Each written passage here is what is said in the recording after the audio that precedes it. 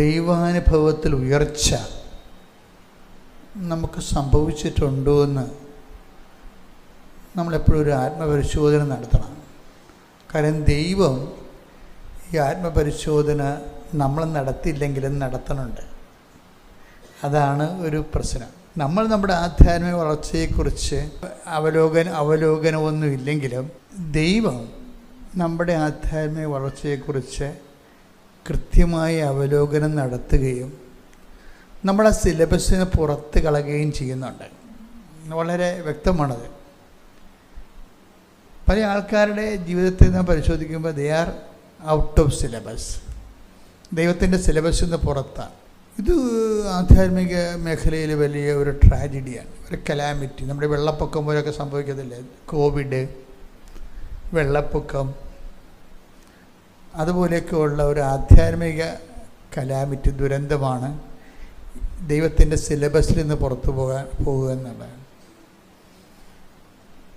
ദൈവമായിട്ടുള്ള എല്ലാ വിഷയവും വളരെ ശ്രദ്ധാപൂർവം കൈകാര്യം ചെയ്യേണ്ടതാണ്. നമ്മുടെ ശ്രമങ്ങൾ പിടിച്ചു നിൽക്കാനുള്ള, ദൈവത്തിലും വിശ്വാസത്തിലും പിടിച്ചു നിൽക്കാനുള്ള ശ്രമങ്ങൾ സത്യസന്ധമാണെങ്കിൽ ദൈവം നമ്മളെ സഹായിക്കും.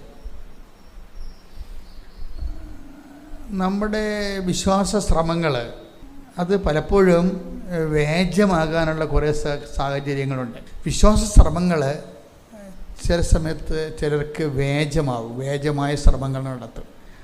അത് ഫുൾ ആൻഡ് ഫുള്ളായിട്ട് വിഷയം ഓറിയൻറ്റഡായിട്ട് ജീവിക്കുമ്പോഴാണ് വിശ്വാസം വ്യാജനാകുന്നത്.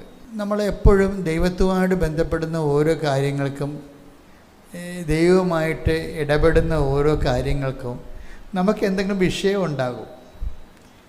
ഒന്നെങ്കിൽ പരീക്ഷ, അല്ലെങ്കിൽ കല്യാണം, അല്ലെങ്കിൽ വസ്തു വിൽപ്പന, ഇങ്ങനെ എന്തെങ്കിലും വിഷയം വെച്ചാണ് നീ എപ്പോഴും ദൈവമായിട്ട് ഇടപെടുന്നുണ്ടെങ്കിൽ നീ ബ്രാൻഡഡ് വേജനാണ് ശരിക്കും ദൈവത്തിൻ്റെ തിരുസന്നിധിയിൽ. കാര്യം ദൈവമല്ല നിൻ്റെ വിഷയം, ദൈവത്തെ വെച്ചുള്ള കഴിഞ്ഞുകൂടലാണ് വിഷയം. ഇത് ഭയങ്കര ദുരന്തമാണ്, ഇത് വല്ലാത്ത ദുരന്തമാണ്.